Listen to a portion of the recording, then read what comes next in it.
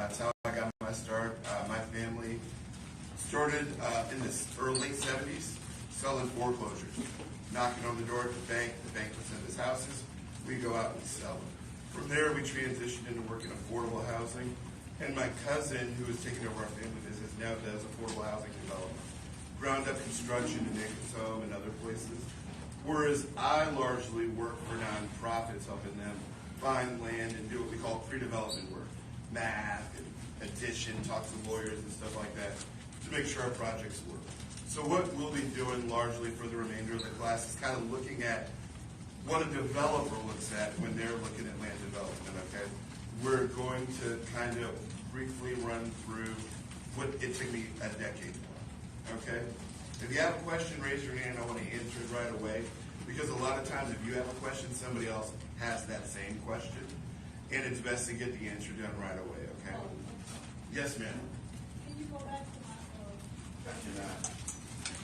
I can go back to it after I get done. Okay, that's fine. Okay. Just remind me that one slide. Okay. So our agenda today, the things we'll largely be talking about, are the fact that Houston doesn't have any zoning. I'll explain what zoning is later. Houston's biggest impediment to development a lot of times is the floodplain. Not because of the water, but oftentimes because of the insurance.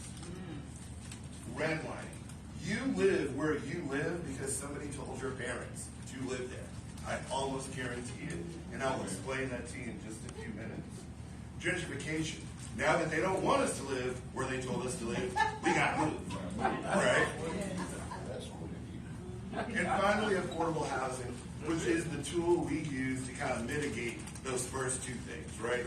Affordable housing is a tool we use to mitigate redlining and gentrification when they're used properly. So, first of all, let's start about Houston zoning. Zoning is when a government tells you where you can build and where you cannot build, okay? Most places have zoning. It's what keeps them from building factories next to houses, right? Well, they don't do that here, right? And so why does Houston not have zoning?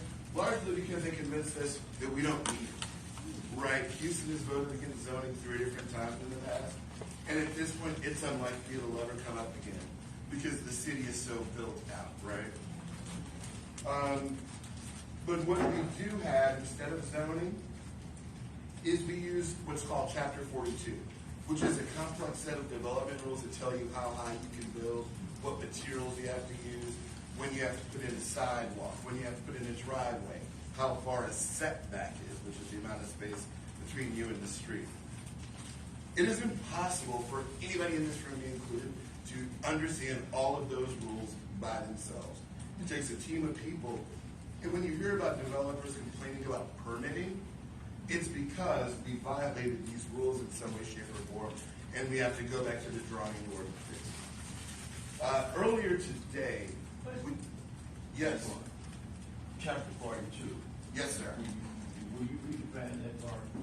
Sure. Chapter 42 is it's a set of rules within the city charter, the city's laws that defines how you can build.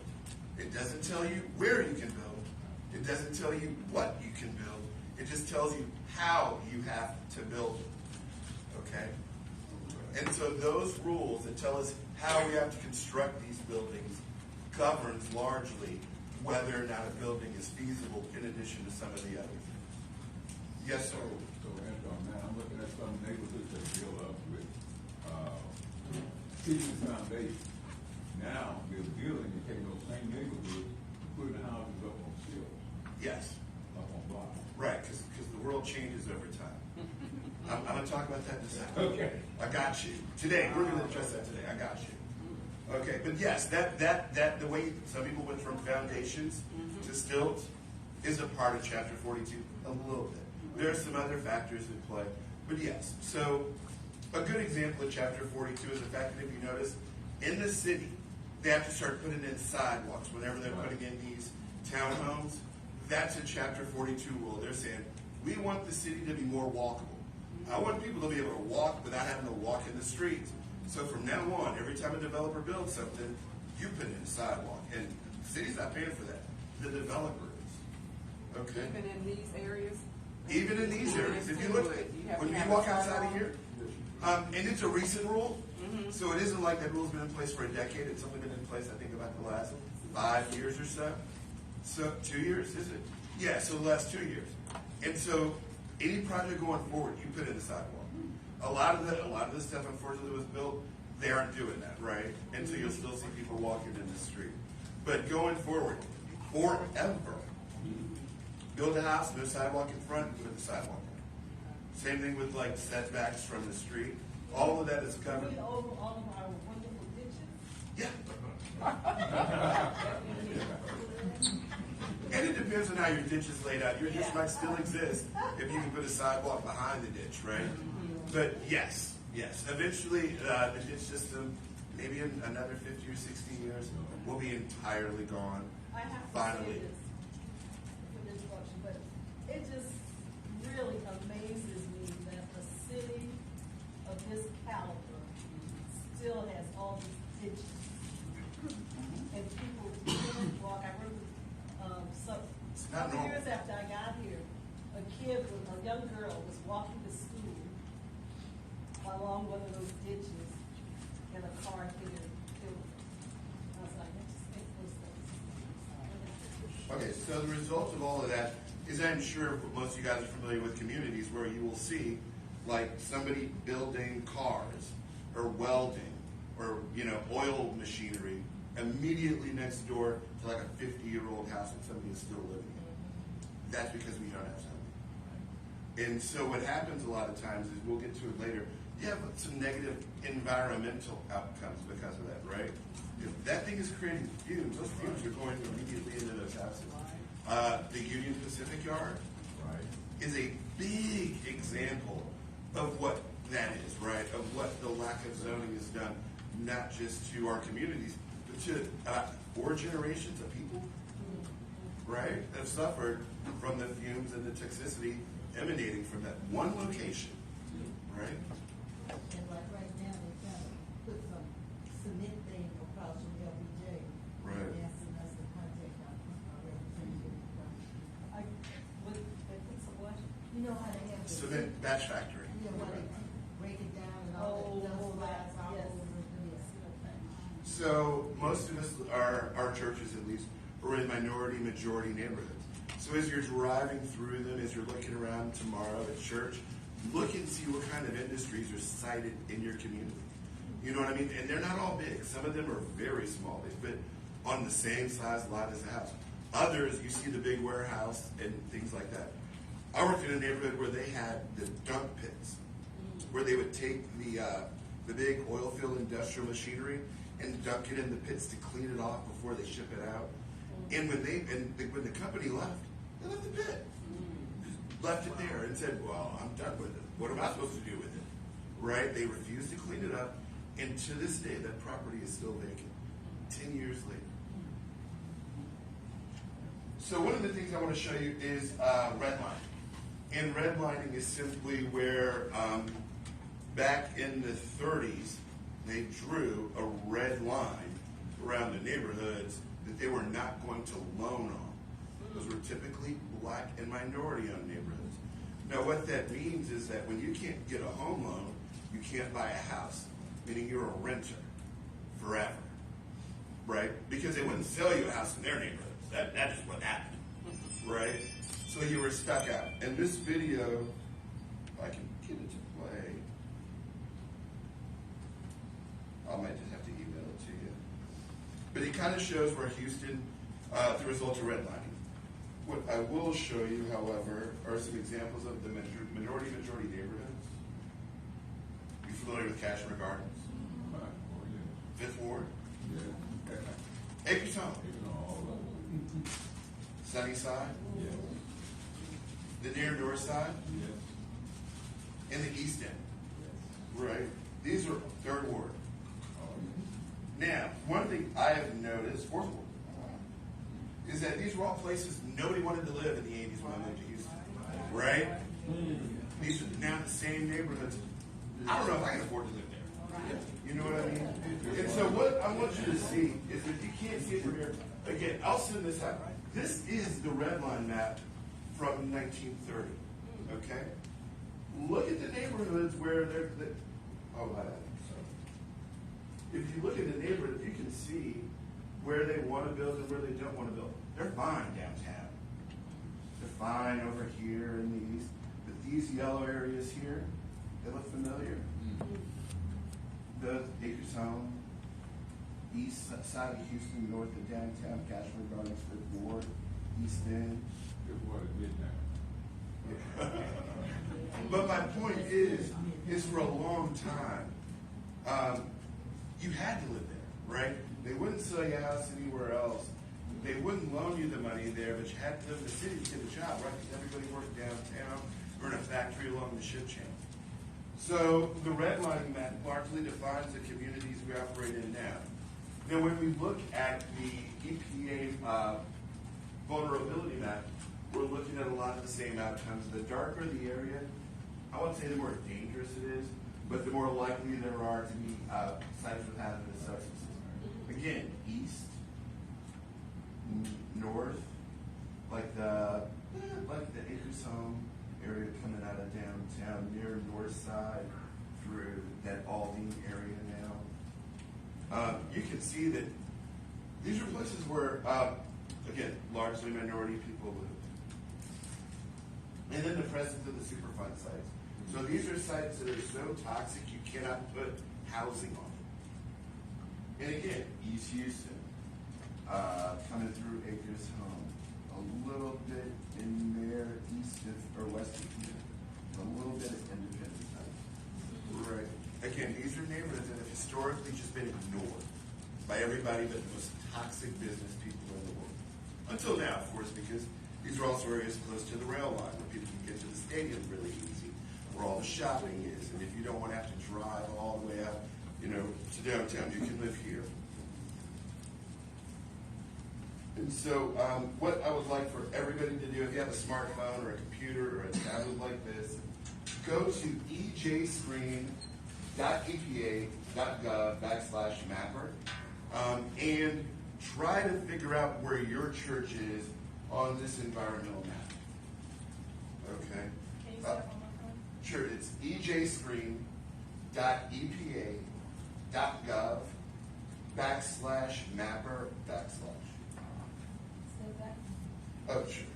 And I'm going to keep talking. I want you to kind of put it in your phone now, but you have to do it now because we're limited on time. But this will give you a good indication of the environmental justice factors surrounding your building. And we will send this out to everybody. So if you don't get it exactly right now, you'll just have to wait till maybe tomorrow or Monday. But we'll be sending the PowerPoint to every pastor and all the emails we took down today. So if we don't have your email, make sure we get it.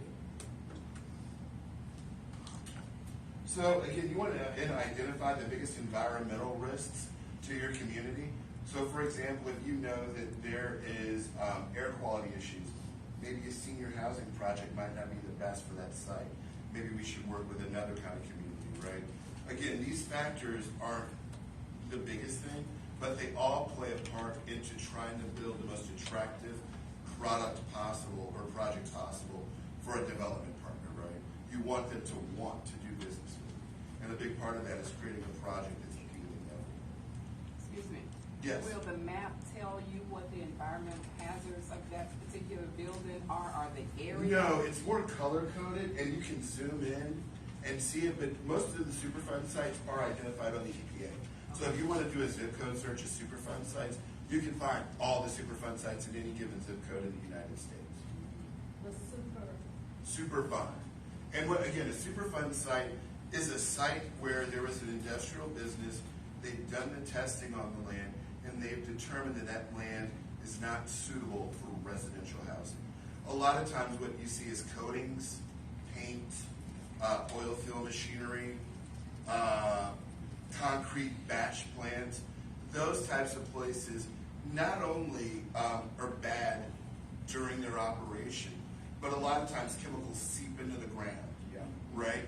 And they have to be physically removed before you can put housing on it, Because what happens is if you put a house on that kind of land, those vapors literally come right up through the house.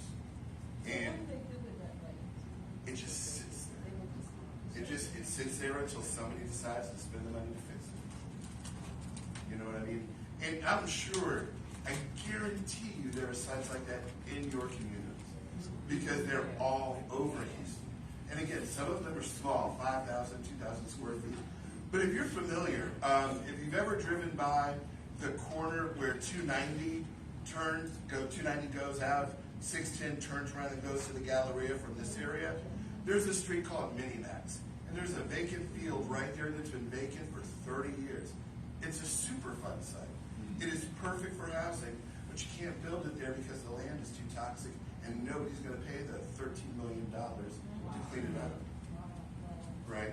And it's not just the money to clean it up. You have to wait years before somebody will give you clearance to build it. Right? Yes, exactly. And so a lot of times, we call them brownfields also, but these are just sites that are just not good, right? They're not suitable for housing. You could go back and put industrial stuff there, but a lot of times those people have moved on because they don't want to be on these sites. So the floodplain.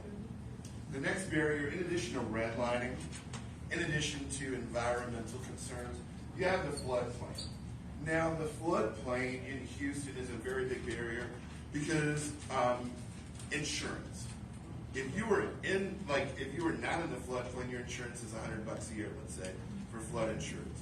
If you're in the 100 year or the 500 year, that might go up to $600 or $700. If you're in the 100 year, now you're looking at $900. If you're in the actual floodway, you may not be able to get insurance at all, right? Or it just costs. It costs a lot. A lot. We're in the floodway. Right. It can get cost prohibitive for a lot of people if you aren't already there, right? So that's one of the big barriers. Now imagine the insurance you're paying on your house, right? Don't tell me what it is.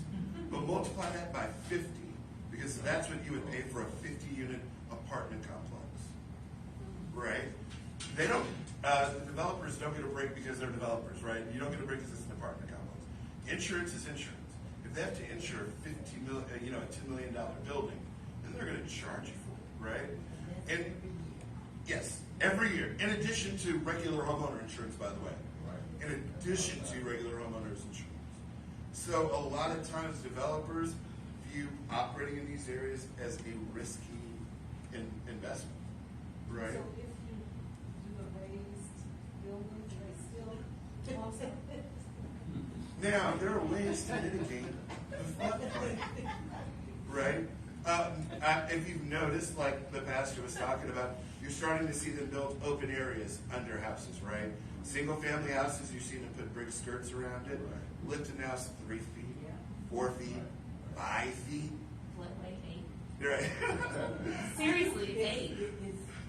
It's 6 to 8. It's 7, it's 48, it's Right. 3 feet. So that's how high your house has to be, off the ground. Is that your neighborhood? In order It's to- directly our street. Right. We're right off of the bayou. It's 6, and then the further east you go, it creeps up to like 8. So it's keeping developers off of our street. Right. Because we're right outside of downtown. And it's so close, but we're literally in the floodway. Have you got a flood? Yeah, so Allison, Harvey, anytime that they open the floodgates on the east, on the west side, it comes east and it completely floods it. So they did the bayou from downtown, wrapping around down Homestead, but you're still in the floodway. Right. Because nothing has happened to see if what they did for mitigation, if it works. And in the floodway, you can't wrap around. It has to be completely open, because if you close off the stilts or try to make it pretty, it prohibits the open flow of the water. And so they're like, you can't do that either. You can't close it. And the reason why you lift it is to get the insurance rate back down. Mm-hmm. Right? That's what we're talking about. You're literally lifting your house out of the bad insurance part into the good insurance part. Right? So did you live in the house? We lived it after Allison, so we didn't flood in Harvey, but the street, in our whole entire community in Cashmere Gardens, no one lifted, no one raised after Allison. So they came back, they redid the homes at the same spec because you didn't have to. It was grandfathered in. And so when Harvey came, everything in our neighborhood flooded except for our house. It got to the bottom step, and everyone else around us was completely underwater. I mean, it was like sitting on a peninsula for 5 days. So how high is yours? 40. No, it's 36. It's 36. It was 36 back As in opposed to 2000. That's you- good. Right. No, the new construction, And the 500 FEMA year, will yeah, help you during the 100 year, pay yeah. after the disaster Well, like that. they've sent some letters out. Now, but that's like now. But then we have, I'm sure Anton is going to probably cover those options, but they're coming back and they're building. And I think that there's like either a developer or there's some type of organization that's helping to rebuild in our community. All of the houses are the same, but they are 5, 6, 8 feet. The one that's on our street, but further down where it's a little bit lower. I was walking down the street and I'm like, Mom, they parked an entire Jeep under their house. I love it. I'm like, hey, I've always, but my mom is like, I hate it. It's like, It's like a new chapter. It is these houses in the middle of the city. So that was a program the city ran after the last weather event. They weren't going to repair your house if they couldn't lift it. And so a lot of times you see it also, whether they needed it or not, they also put in handicap ramps, right, coming off the back door. That was another thing because, again, they're not smart, right? So the city got a whole bunch of money. And they're like, let's use these houses now and do it right so we don't have to do it the next weather event. So again, they raised a bunch of houses for seniors. They put in the ramp whether you needed it or not. And they did that through partnership with outside contractors. So the city didn't do it. The city paid a bunch of other people to rebuild those houses, like professionals and stuff like that. That was a good city program for the most part. It just ran out of money due to some politics. But neither one of my churches are in the flood zone. I don't know. Oh, you've checked? You know, I probably have checked already. But to give you an idea, we're gonna get to that in a second. But what I want you to see is kind of this map that indicates the colors. This darkest area here is the flood way. Is the area they're talking about. The next darker color would be the 100-year floodplain. Now, technically, what that means is that every 100 years you would get a flood, right? It's happening a little bit more than that. And then outside of that is the 500-year, which means again every 500 years you would potentially get a flood, or a 0.5% chance in any given year of a flood. And then finally you have zone X, which means you're outside of the floodplain. You're technically not at risk. I live in zone X, and the water regularly clears the curb when we get a lot of big rain. You know what I mean? So those zones, it's all about insurance, right? Anybody's house in Houston can flood at any given time. We all know that, right? But this affects the way we build because, again, when we're putting the project on paper, I have to project out 5 years of insurance costs. And if I have to project 5 years of regular insurance plus flood insurance, that project almost immediately becomes untenable. Which is, again, why we have to come up with things like lifting houses out of the floodplain, garage on the ground floor, all the living space above ground. There are different construction techniques you can use, like concrete. But yeah, there are ways around that if you exist in the floodplain. Yes, sir. They have new construction going on the wayside. But the houses have been built up so they put so much dirt in and build them up. Look like they're almost about 8 feet up. That's what they do up where I live at. They raise the base, what's called raising the base elevation. So what you will also see in Houston is as you're driving down a regular street, all of a sudden there's like a mountainous mound, and there's a building or a hill sitting on top of it. And what they've done is the same thing, except they're using what we call fill dirt, right? Rather than putting the house on stilts, which could be unappealing or not pretty, they just pile in as much dirt as they can to, again, elevate themselves out of the floodplain. And then you will see the streets within that area act like little rivers, whatever it is, right? The streets will be full of water, but the houses will be sitting on little islands. Pardon? it's illegal to put mountains of dirt in yards. Like In if the somebody city. next to me put that much dirt, it would flow over to my yard. So, right. Yes. Doesn't mean they don't do it. The right number. Right. So you gotta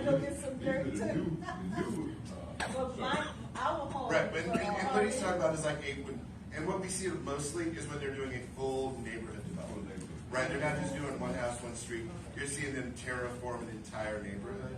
And a part of that, again, is just engineering to put the most valuable structures at the least amount of risk. Right? Same, you see them digging big holes behind every brand new building, right? Detention, water's got to have somewhere to go. Right. And the city is demanding that you don't get to build your project unless you tell me how you're going to mitigate what we call impervious ground cover. The ground you covered normally soaks up water. If it can't soak up water, you need to tell me where that water is going, or you can't build your building. Again, chapter 42. So, when Harvey hit our home, and it doesn't look like that we're built up that much, but our whole development, the streets were like rivers. Right. But none of our homes now, the water would come up and go back down, come up and go back down. But our cars or our homes are beautiful water. So Because the land is built up. All right, so what I would like for you guys to do now, there's another online map we can take a look at Harris County FEMT.org. That's Flood Emergency Management Tool. And on that website, not only can you search your church, search your house if you live in Harris County, you can search any building in Harris County, and it will provide you exactly where it is in the floodplain as of today. That's Harris County FEMT.org.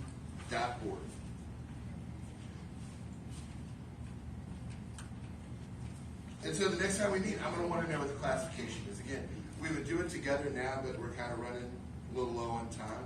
But I'll be hanging out a few minutes if you guys want to do it here after we're done. All right, finally we get to gentrification. I think we all know what gentrification is. It's the process of changing the character of a neighborhood through the influx of more affluent residents and businesses. It's like when they bring a Whole Foods to your neighborhood, thinking that, it's going to take off, right? And all this stuff, and they realize, well, we haven't displaced enough people yet. You know what I mean? So Whole Foods hanging on for dear life. That's this neighborhood, right? Whole Foods did not. They made it. They're still there because they don't want to lose space. No, straight up. I worked, but when they started, they had all the services. They had fresh food, everything.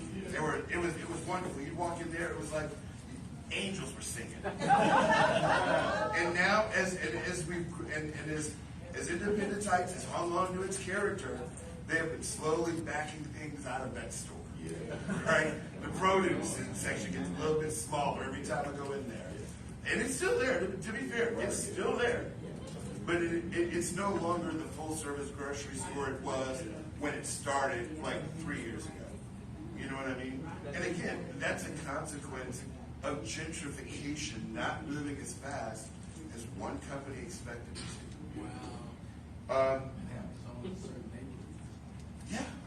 And gentrification will come for us all. You wait long enough, right? If you live in the city of Houston, gentrification is coming. Floodplain, no floodplain, it's coming. And it may not get there until 2028, 2030, but it's coming. It's coming. East Tex Jensen, everybody familiar with East Tex Jensen? Horrible street, number one. Horrible. Hate driving down it. Guess what they're building on East Tex Jensen?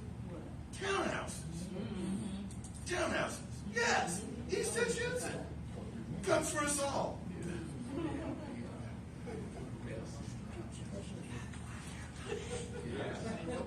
Right? They know. They know.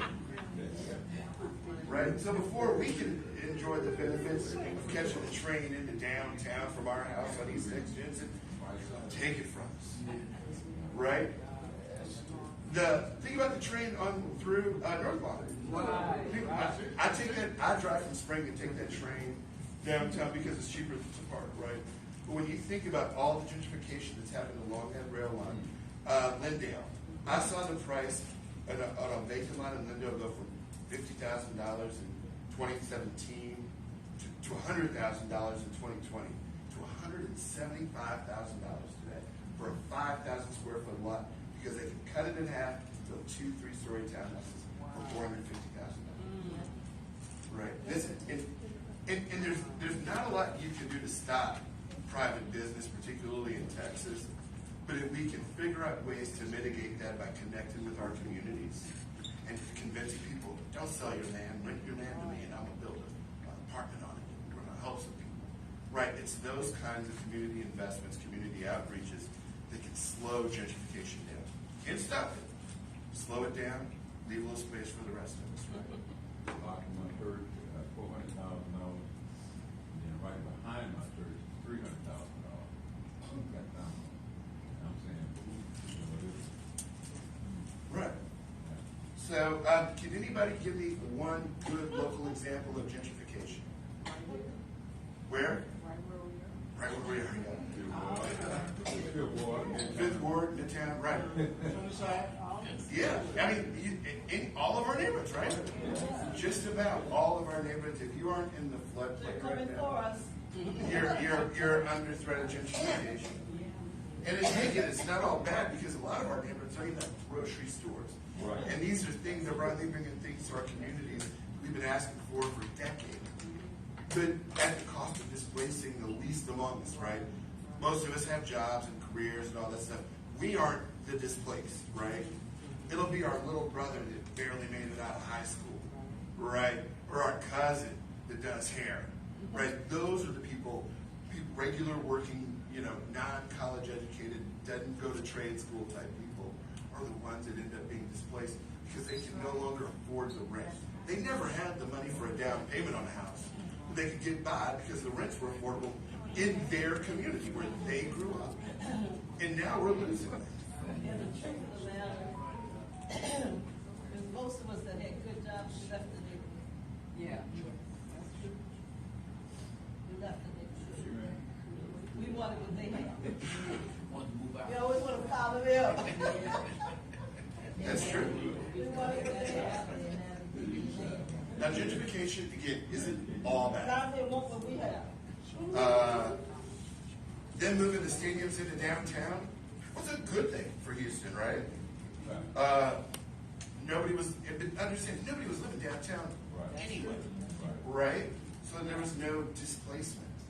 A lot of times what we're seeing in Northwest Houston with them redoing, buying up all the houses and putting in big holes for flooding, that's a good thing in terms of gentrification, right? But they displaced entire subdivisions to accomplish that, right? So there's, yeah, so there's always going to be some bad, but there's always also some good. So normally we would take a break, pushing right through that. Go back to the slide. Break. Go back to the slide. How y'all like that picture?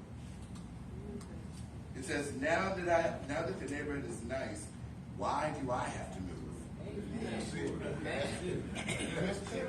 Right? And it's the truth. It's the truth.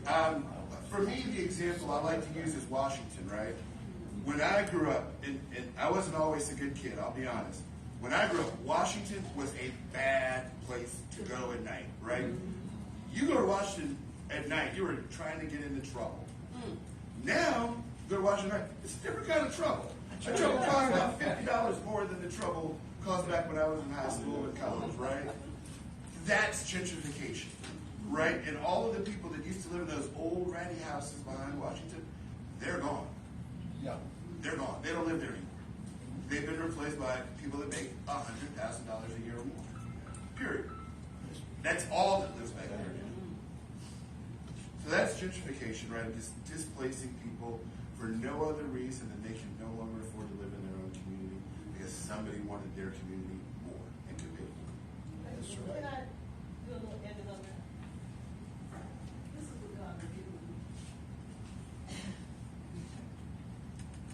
That they're doing this not so much to harm us, but they're doing it because it's just to satisfy their desires. You know, they want to be closer to downtown now. Right. They no longer need yards for their kids. Because what are the kids doing? Playing on their phones, their iPads, or whatever. What kids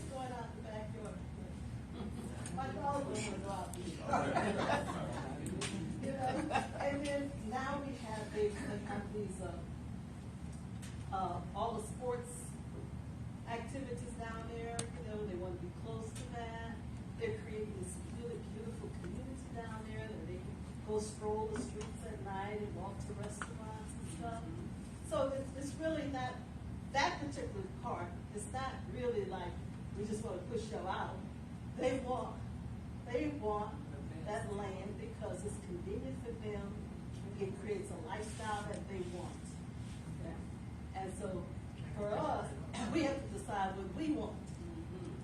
And then if we want it bad enough, then guess what? We got to take action. Right. But half a mile from that, there are some homes living under the bridge. Like everybody get to the station. Right. We got to take action. That's why we're all here, right, in this room, because we're ready to take action. Yes. Because we want what we want, and that is to be able to stay in our communities. Did you notice they demolished vacant homes like that? The same thing. Yes. Where did those people go?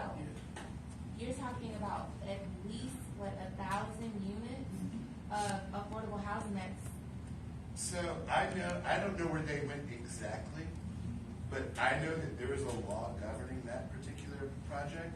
They couldn't have moved, they had to move them into housing that they agreed to accept.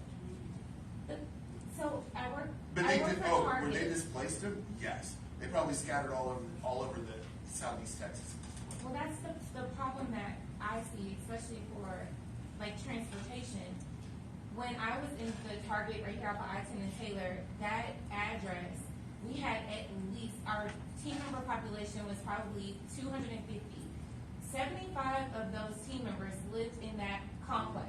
So it was one bus, real quick, they were always there, they worked overnight, it was a transportation system. So when you disenfranchise and displace all of those people, how now, what is that commute like? Where do you put them? They're no longer close to I-10 and Taylor now. Do they have a job? Or are they jobless? What happens to that community? And that's the part that, yes, it's beautiful, it's nice. There was a part of the city that smelled like sewage. It doesn't now, it's flowery. The condos are going up, and I'm like, what happened to the smell? But then what happens to the people? Right. And the big thing about the environment we're in, A complex that was destroyed. It's not destroyed. The structure still lives there, but what's coming there? Oh. It's like 21 rentals. So it's closed down.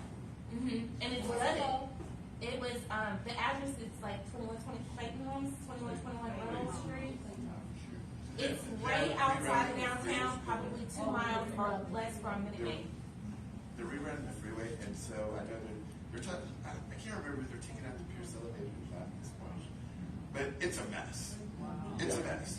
But removing that particular project was something that they never lost sight of. And, you know what I mean? The powers that be. And having worked on HUD projects, I've had to relocate people, right? It is not governed by the city, it's governed by the feds. You have to send a report in to the federal government. And when you present, and again, just anecdotally, when you go to those people, you're sitting down with them and say, hey, you gotta move. They're like, oh, no, bro, you gotta move. And these are your choices. Blah, blah, blah, blah, blah. I don't like those choices. Will you bring me a choice and I'll see if it works? Right? That's the way those situations typically work. But in the end, everybody had to move, and if you got really close to the timeline, yeah, they probably put you in a hotel, gave you a bunch of money, and walked away. Right. And when I say a bunch of money, I mean like, a lot of money, but that's all they gave you. Right? There's on the back end of that, there are no services a lot of times to check on your mental well-being. You know what I mean? It's not always included in the package. It's not like overnight. That's a plan that has already strategically been. Yeah. Oh, yeah. We're talking. Yes. It's like by the time it hits you, you don't have a choice in the matter. No. Yeah. By the time somebody like me shows up, Yeah. it's already over. I'm there 90 days before your last day. You know what I On a mean? plan that was done a year ago, though, to put it out here, because some of it is people want to preserve their investments. Right. And I hate to say this, one of the things we need to focus on in our community, even just because I'm in a low-income community, that doesn't mean I don't keep it clean. That doesn't mean that's what you got to understand. So we got to keep stuff clean. Most of the time in our communities, in our areas, I moved out, I live where I live because when I drive up, I don't want to see Day Day on the corner. I'm just being honest. And when my pastor Day on the corner too either. Yeah. I don't want him to be scared to drive through my neighborhood to come pray for me. So I have been one to work in the community as far as keeping it clean. Right. Because that's your first start of your investment. I don't care about him getting housing. I'm gonna keep my area clean. You're not gonna see 5 and 6 cars broke down and a beer can I won't pick up. No. We gotta keep our communities clean. And we have to enforce that upon the residents. Look, your uncle move in and two of his uncles, look, they done moved into the community. I mean, we don't know what his background is, and he just throwing stuff and everybody showing up in the neighborhood having a barbecue. No. I love family and stuff, but it's a way we have to learn how to do things in our community. And I don't care if we own housing or what you own. It don't have to be a mess. It sure, you don't have to. Clean your house. That's right. Pick the cans up out the door. Pick up the cigarette butts. So, I would have 45 minutes in. I want to get through the last section of this. So we're going to talk about briefly about affordable housing. Now again, we will cover most of the stuff I'm talking about outside of the gentrification, redlining, those things.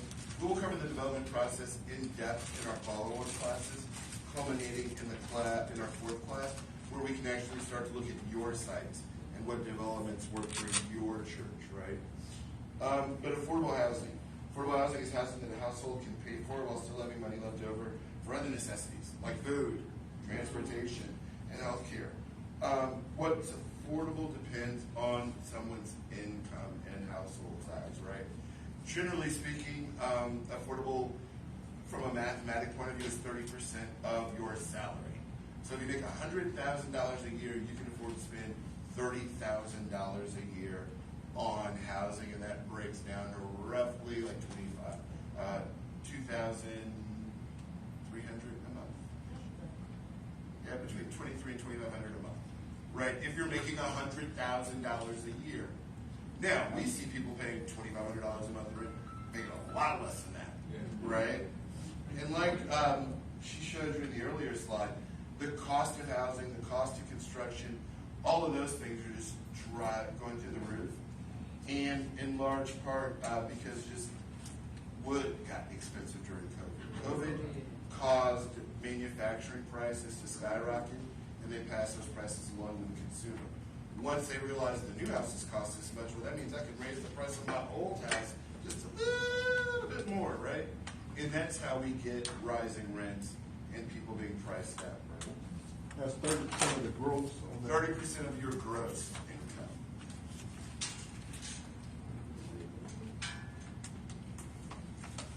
So, nationally, more than 1 in 7 households is what economists call severely cost burden. That means they pay half or more of their income on housing. My first job was a school teacher. My first apartment was in Greens Point, Texas. And I was still paying more than half of my income in rent. 20 years ago, right? This isn't a new problem. And it's a problem that largely affects people before they hit their peak income. Or let me to end at 5. Kids. You know, kids don't make money. They don't. Okay. They don't have incomes. Okay. They constantly eat, right? And so when you have kids, it's harder. It's just harder for everybody. Harder for a doctor, but especially harder for our single parents, right? Because they're trying to raise 3 people on 1 income, and they're still forced to pay half of that money. And largely because we just don't have enough affordable housing. We are not creating enough affordable housing for the people that need it. Okay? It's a fact. I read an article a month or so ago. It said we need 150,000 units of affordable housing.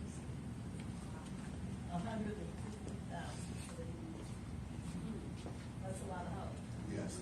So some of the types of affordable housing, and these are classifications largely determined by the public funding mechanisms we use to pay for it.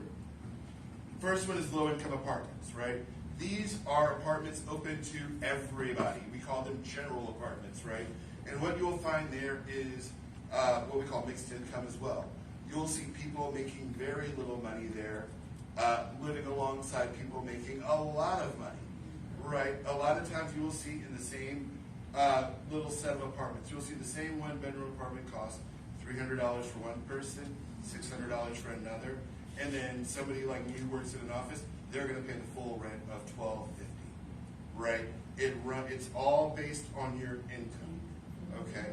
Now, the problem is if you have 100 units in that apartment complex, only about 10 are set aside for the people at the very bottom. The majority of the units are gonna be for people in the middle, school teachers, people that are plumbers, you know what I mean, regular Joes. Because those are the people that look good on you, right? And those are the people that tend to not offend other people in what's called a high opportunity neighborhood. Like if you were to build a property in Tanglewood, people in Tanglewood would much rather have their plumber and their teachers living in their community rather than someone who just got a job at McDonald's. They just moved out of their parents' house and they're only making $7 an hour.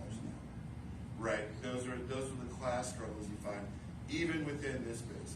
Now, on the developer side, the thing they have to understand is you have to make enough in rent to pay the mortgage, right?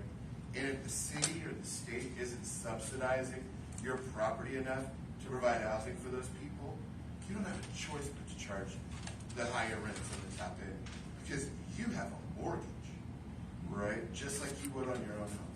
So those are the kind of struggles a developer deals with.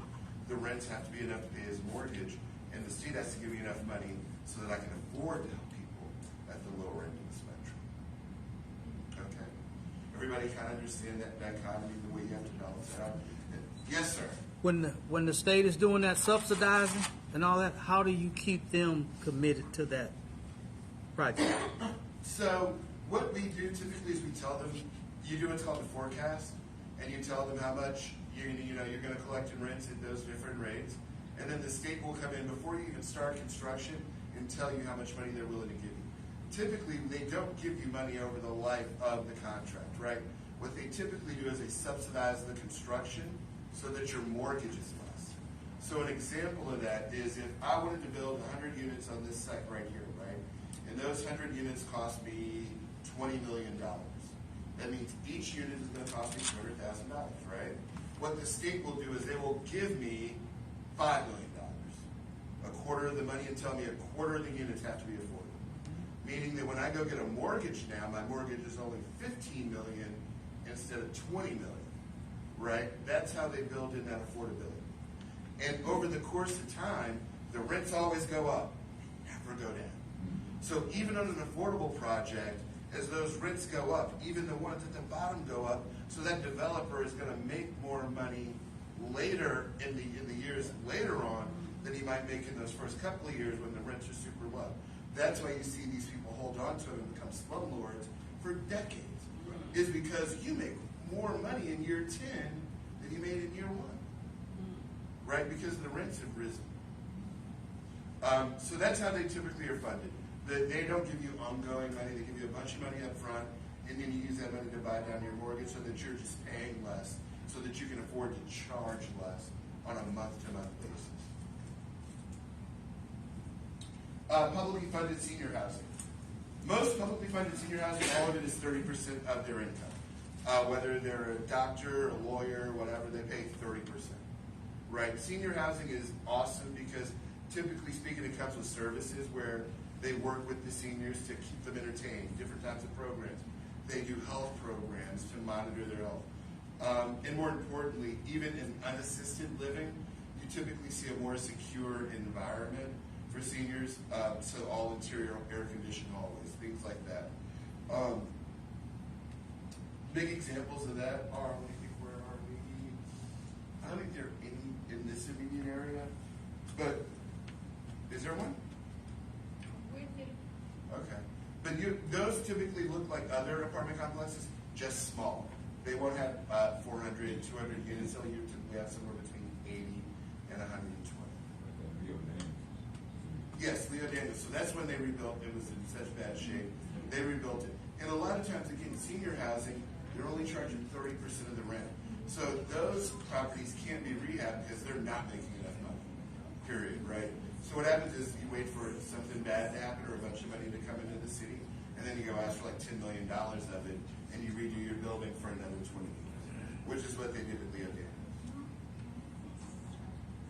The next kind are home ownership. Sorry, did you have a question? Just, The next thing is home ownership programs. So typically speaking, rental housing, affordable rental housing, targets people making 80% AMI or adjusted median income or lower. If you make more than 80%, technically you can be a homeowner, right? So they will have programs within the city and the county to target people at those rates. A lot of times what you will see is down payment assistance in the form of the less money you make, the more money they give you. But you still have to be creditworthy. You still got to have a job. You still have to be able to afford the mortgage. But again, what they do is they give you a bunch of money up front so that your mortgage isn't as big. Right now, it's really hard to do because interest rates are so high. So even if they gave you $30,000, you're still looking at a 7 or 8% interest rate, which just drives that mortgage cost back up. Next is what we call naturally occurring affordable housing. And a good example of this is like when you drive by and you see an old beat up apartment complex and you're like, oh man, I don't know if I would live there. That's naturally occurring affordable housing. Because if you wouldn't live there, somebody else will, and they'll pay less for it, right? Examples are old motels you see rented out on a month-to-month basis. In some communities you will see like the fourplex, things like that look in pretty bad shape. Naturally occurring affordable housing is one step or a few steps above like the slum territory, right? It's in a bad location and it's affordable, right? For example, property in Oyster Creek, Lake Jackson is going to be cheaper than property here because it's less desirable, right? Those kind of market factors are what play into naturally occurring affordable housing. And then finally, or not finally, but tiny homes. Have you ever seen the little tiny houses on TV where they're 400, 300 square feet? Usually designed for one people, very cute, very efficient. We don't do that a lot here, and I'm still trying to figure out why.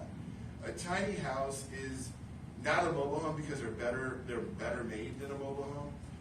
And typically speaking, construction costs for something like that are about $15,000 to $20,000. Those things are perfect for putting in the backyard of already existing housing, which is something you're going to see the city start to push in the upcoming years.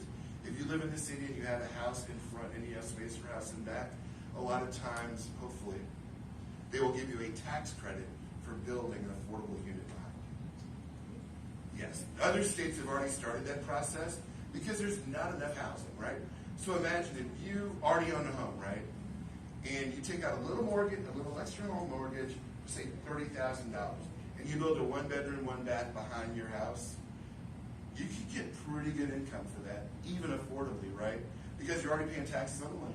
Your taxes go up just a little bit, probably. But 1-bedroom in Houston, I think the average rental rate is like $870. You know what I mean? And you're providing housing affordable because it's smaller for somebody who may not otherwise get it. And then finally, accessory dwelling units are what I'm talking about, where you build a house over the garage, or an apartment over the garage, or behind the house. So how is affordable housing funded in Texas? The low-income housing tax credit project is the one big one. It's how they paid for the apartments there. Whenever you see a big, pretty, brand new public housing project, it is almost certainly funded with tax credits because tax credits give a developer $1 million a year over 10 years, right? Or up to like 1.2 million. It's a lot of money. And so when you're thinking about a $30 million project, you get 10 million of it paid for by the state. Yeah, it's a pretty big coupon.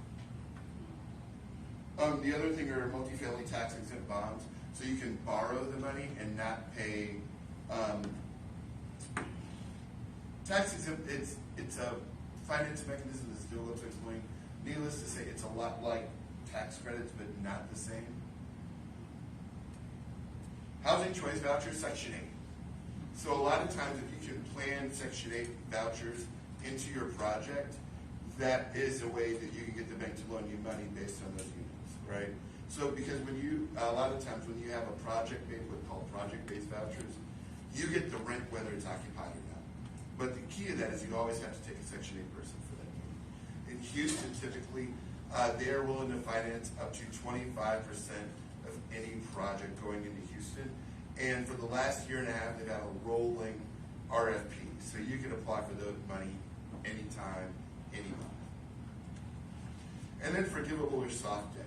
So this is what we call debt that comes from the city. If you read the paper and you hear the city gave such and such, they just gave New Hope, or no. Somebody just gave New Hope $25 million for some housing projects. That is usually soft debt, meaning that as long as they operate it affordably, so much burns off every year until it's all gone and they never have to pay it back. The key is that they have to operate the apartment complex or the facility affordably.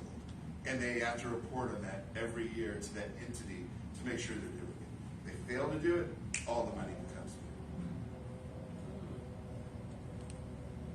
And then finally, private philanthropy. Memorial Hermann, St. Luke's, Jeff Bezos, right? All of those people give away millions and millions of dollars every year for a variety of subjects. Get a grant writer, get on the internet, and you can find some of these monies and some of these funds that can help you with like pre-development costs, buying surveys, hiring people like me to do site plans and all kinds of stuff, right? A lot of times that money doesn't have to be paid back, but they want to make sure that you're doing the right thing with it. So you have to have a 501c3. You got to have somebody like me in place who can at least talk the game so they have confidence that your project is actually going to get built. And then government subsidy, that's when HUD gives us the money. Disaster relief. Every time we get hit by a hurricane, they send us like $2 billion. That's government money.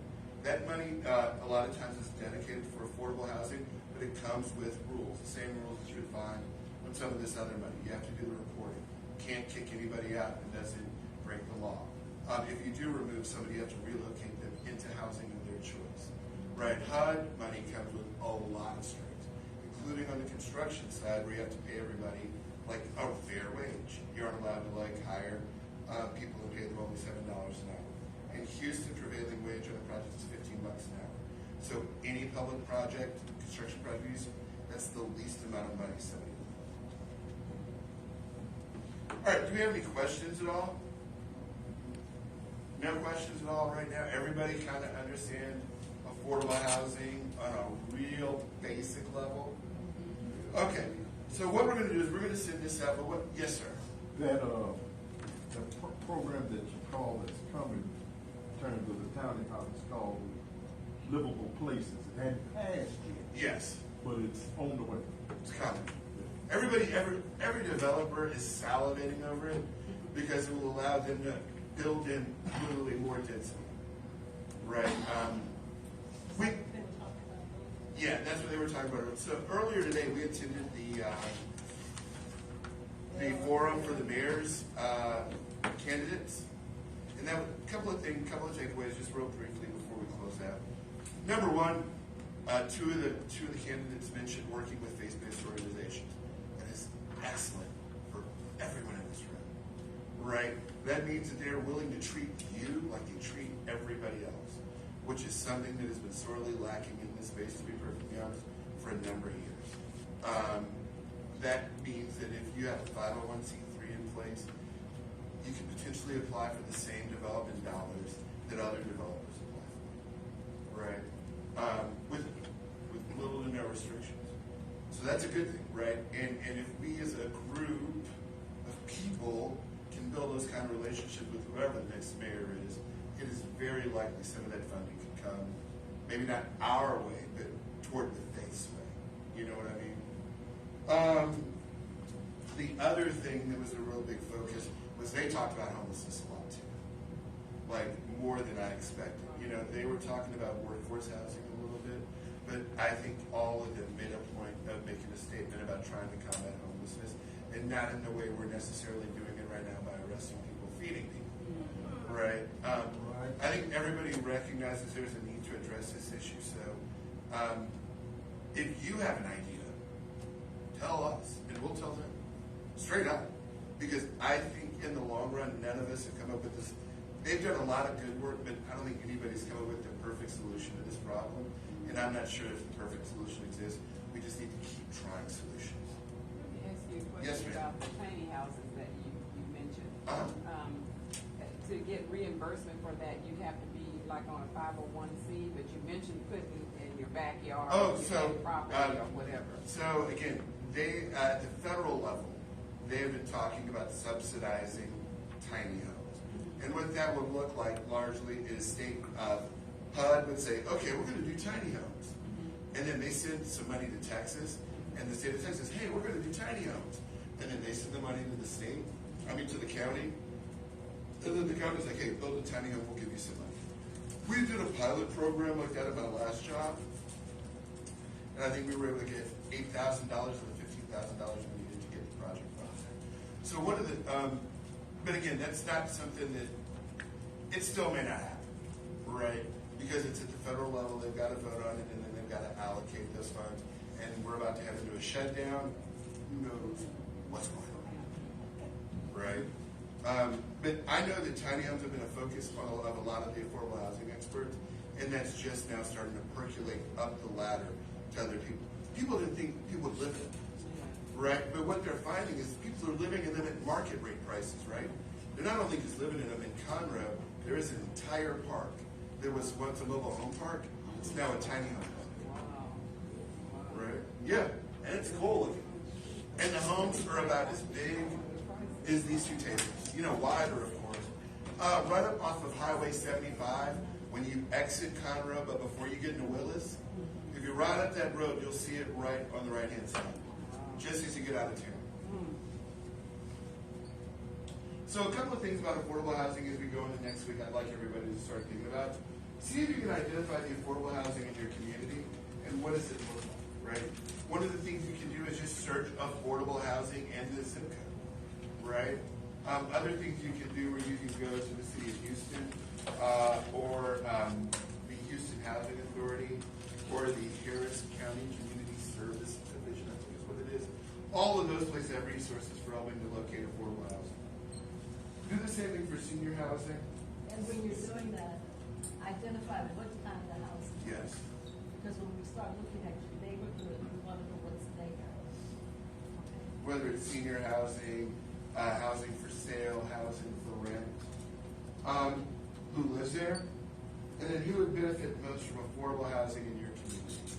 So right now, at the back of your mind, you're thinking, these are the people I see all the time in my community that need help.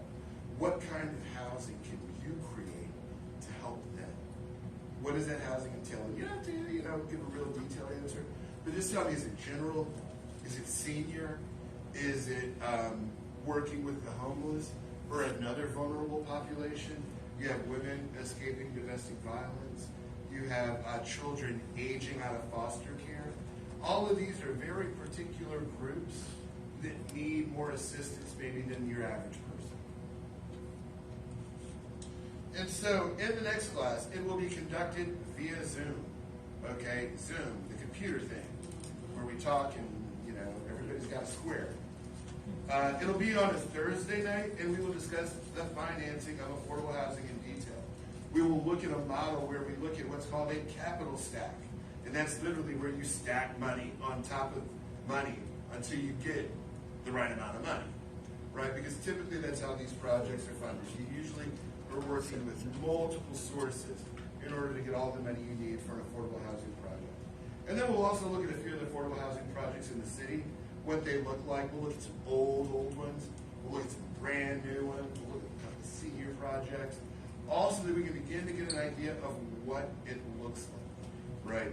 Now, again, your project may not look like these projects because of the floodplain, because of gentrification, because of environmental justice. But this will give you a range of ideas about the size and scope, what fits on how much land, what fits on this kind of land. So that, again, as we move into the third and fourth class, we're able to make an informed decision about what we can do on our particular site. All right, that's it. We're done. Oh, we're discussing highest and best use. Highest and best use. Very specialized real estate term. Very important term. Highest and best use. Yes, ma'am. No, they got to come back. Yeah, I'm not telling them today. Yeah. So, before you go, let us pray. No, one second. I want to. She had a question about tiny houses.